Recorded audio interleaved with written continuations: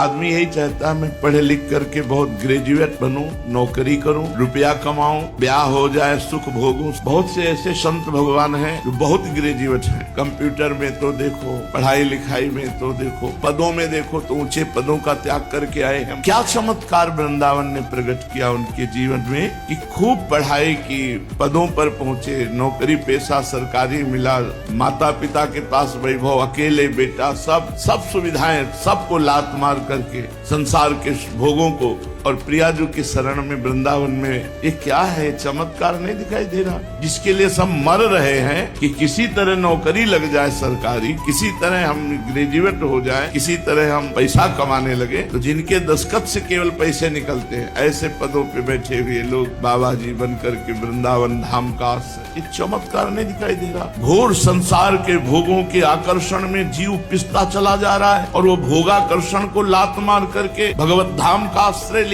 यह है चमत्कार। रुपया मिल जाना चमत्कार नहीं है, यश कीर्ति मिल जाना चमत्कार नहीं। रुपया, वैभव, यश कीर्ति और भोग वासना, इनको लात मार करके भिक्षा के टुकड़े पे जीना, ये चमत्कार है। संतों का चमत्कार ये थोड़ी होता तुम्हें रुपया मिल जाए तो चमत्कार, तुम्हारी फैक्ट्री चल गई तो तुम फैक्ट्री बेच करके भंडारा कर दो और भीख मांग के खाओ, ये चमत्कार है। ये समझ में आ गया चमत्कार? ये चमत्कार जिसके समझ में आ गया वो जन्म जन्म की बाजी जीत गया। महाराज जी, अगर मेरी पत्नी पूजा पाठ कर रही हो तो क्या उसका फल उसके पति को प्राप्त होता है क्या महाराज जी? नहीं, उसका भजन उसको पूरा का पूरा प्राप्त होगा। आप यदि साधन भजन करेंगे तो आपने पाणी ग्रहण लिया है, आपकी अर्धांगिनी उसको प्राप्त होगा। लेकिन उसका साधन भजन किया हुआ, वो चाहे आपको दे तो आपको प्राप्त हो सकता है, नहीं तो नहीं। आप चाहो या ना चाहो, वो चाहेगा। जैसे आप गंगा स्नान करने गए तो उसका आधा पुण्य फल उसको मिलेगा, क्योंकि अर्धांगिनी है। पाणी ग्रहण आपने किया, उसने थोड़ी आपका हाथ रखा है, आपने उसका हाथ पकड़ा है। तो पाणी ग्रहण किया है तो पति का किया हुआ धर्म पत्नी को मिलता है। लेकिन पत्नी जो स्वयं धर्म करती है, वो चाहे तो पति को दे, नहीं तो स्वयं में वो परमात्मा प्राप्ति के लिए समर्थ हो सकती है। तो करना चाहिए आपको। पत्नी पूजा करती तो आप भी पूजा करो। भक्ति महाराज जी बहुत करते हैं, लेकिन भजन, आपका भजन सुनते हैं, रात में नींद नहीं लगती है, 2-2 ढाई बज जाता है महाराज जी। भक्ति बहुत करते हैं यार, आज तक हम नहीं कह पाए, भक्ति बहुत करते हैं। हमको भी संकोच लगता है कि अभी करते हैं महाराज जी, जितना हो पाता है उतना करते हैं, ड्यूटी के जितना समय निकालते हैं। ये शब्द ठीक है, जितना हो पाता है उतना कर, बहुत करने में तो हम लोगों भी की हिम्मत नहीं इतना कह दें कि बहुत भक्ति करते हैं। आधा पत्नी ले जाते हैं ना, खूब नाम, भगवान का नाम जप करो। रात में नींद नहीं लगती है महाराज। टेबलेट ले लो, नींद का टेबलेट ले लो, क्या करे बताओ। और उसके लिए तो डॉक्टर से बात कर लो कि आपको नींद नहीं आती। महाराज जी, मैंने आज तक जो भी कोई कार्य करना चाहा उसमें मैं अपनी गलतियों के कारण असफल रहा प्रभु। अब मैं अंदर से इतना हार चुका हूँ कि नहीं, हारना तो नहीं, ये शब्द मनुष्य जीवन में नहीं लाना चाहिए। 1000 बार हारेंगे तो भी अविनाशी के बच्चा है, हम जीतेंगे। हमारा स्वभाव रहा है, हम आपको बताएं, स्वभाव रहा है। जहां हमको भय लगा, जहां हम परास्त हुए, वही डट के हमने अपनी कमी देखा है। ये हमारी कमजोरी क्या है, हम क्यों हार जाते हैं। हम यहाँ से कमजोर, फिर उसमें लड़ो, फिर लड़ो, एक दिन जीत जाओगे, एक दिन जीत जाओगे। जहां हमको मन ने भयभीत किया, हम वहां जरूर गए हैं और वहां जरूर खड़े हुए। क्या भय है? अब गंगा किनारे भ्रमण करते थे तो एक बार स्नान के लिए निकले, ऐसी आवाज आई, मन ने कहा भूत, मार डाला। अगर ये 3 बजे रात्रि के हमको सिखाएगा यहाँ भूत है तो हम गंगा नहा कैसे पाएंगे? भाई यार नहीं, भूत कैसे हो सकते हैं? हम भगवान का नाम जब करते हैं, भगवान के चिंतन में रहते हैं, हमारे पास कैसे आ सकते हैं? अब गंगा स्नान किया और जो ही वहां से फिर निकले, बड़ा मूंज था, मूंज का ऐसे रास्ता था। फिर वो एक आवाज बड़ी जोर की भनभनाई, रोम खड़ा होगा, भूत तो है। अब जाएंगे नहीं, हम यहीं खड़े रहेंगे जब तक सूर्य उदय नहीं होगा, तब तक नहीं जाएगा। तब भगवान का भजन ही तो करना है। कमंडल गंगा जल का रख दिया और खड़े हो गए। हमका कहाँ भूत है? और जब सुबह हुआ तो देखा लाश में बैठने वाली इतनी मक्खियां नहीं होती, वो लाखों मक्खी, तो वहां उसको जहां आवाज होता कोई निकल रहा, वो आवाज कर भूत। तो मन कभी जो है हमको परास्त करता है, निराश करता है। हमें निराश नहीं होना, हमें उत्साह संपन्न होना। मान लो कोई क्रिया है हमसे गलत हो जाती है, आज से नहीं करेंगे, 10 दिन बाद फिर गलत हो गए, हम कोशिश करते हैं 15 दिन नहीं करेंगे, 15 दिन बाद फिर गलत हो गए, हम फिर 20 दिन के लिए हम लड़ेंगे तो एक दिन हम जीत जाएंगे। अगर हार गए तो फिर ठीक नहीं। प्रभु मुझे समझ में नहीं आ रहा, मैं जीने के लिए क्या करूँ, मैं बहुत परेशान हूँ, मेरे घर वाले मेरे से परेशान है। वैसे नाम जप करो, रास्ता निकल आएगा। हमारी बात मान लो, नाम जप करो, राधा राधा राधा राधा राधा राधा, कोई ना कोई रास्ता निकल आएगा, पक्का निकल आएगा। भगवान सबको रास्ते दे रहे हैं, वो सबको दे रहे हैं, तो हमको भी जीने का रास्ता दे देंगे। नाम जप करो, नाम जप से ही सब ठीक हो जाएगा। जिसका कोई काम ना बनता हो, हम कह रहे हैं राधा राधा नाम जप करके देखो, लेकिन जब तक तुम्हारे पाप रहेंगे तब तक भटकना पड़ेगा, और जब पाप नष्ट कर देगा नाम तो प्रकाश हो जाएगा, फिर कोई न कोई मार्ग मिल जाएगा। नाम जप करो। महाराज जी, पिछले कुछ समय से बहुत जनसंख्या बढ़ रही है, तो क्या उधर हाउसफुल हो गया क्या? नहीं, जनसंख्या बढ़ने का क्रम होता है।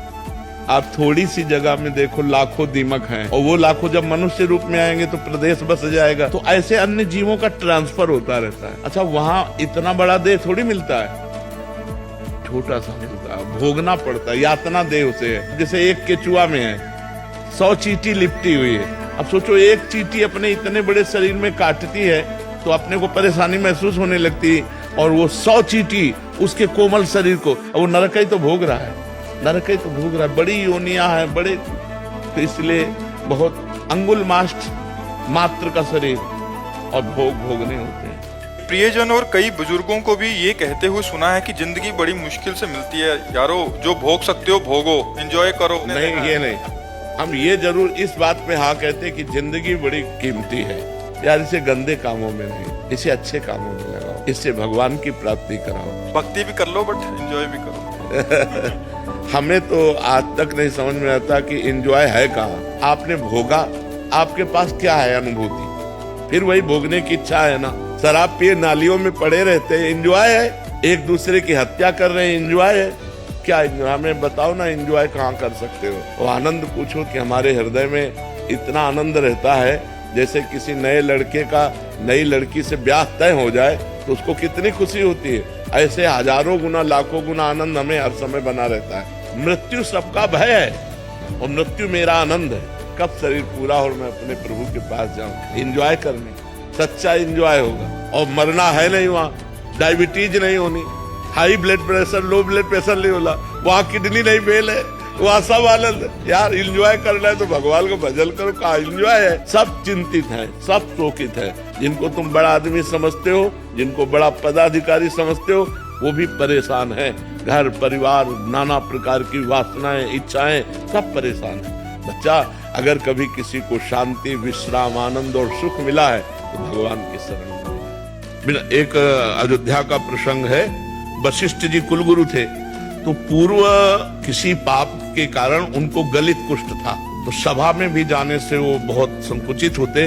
तो वशिष्ठ जी से कहा, इससे तो अच्छा है मृत्यु आ जाए। उनका नहीं, मृत्यु तो नहीं आएगी अभी।